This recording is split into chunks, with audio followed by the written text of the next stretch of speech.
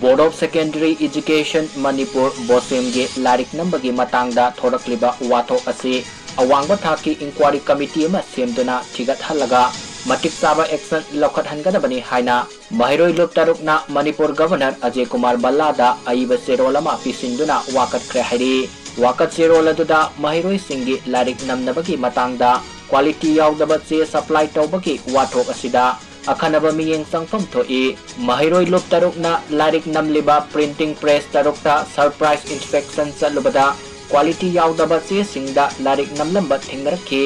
का हेन फतब सेदा लारिक नंबन मरम मोरका लेमाय मद नंब मयेक अदो अतोप लेमाय फावरगा उबना महिरोई सिंग साउन सममनब पोखलगनी महिरोई खुनागी दमक खल्लगा अवांग इंक्वारी कमिटी अमा सेमलगा वाथोक असी मपुंग फाना थिगतहनगदबनी वाथोक असिदा सेनरिबा बोसेमगी ऑफिशियल सिंग अमदी फार्म सिंगी मथक्ता लोगी मतुंग इना मटिक चाबा एक्शन लौखटकदबनी हाइना सेरोल अदुदा पल्ली।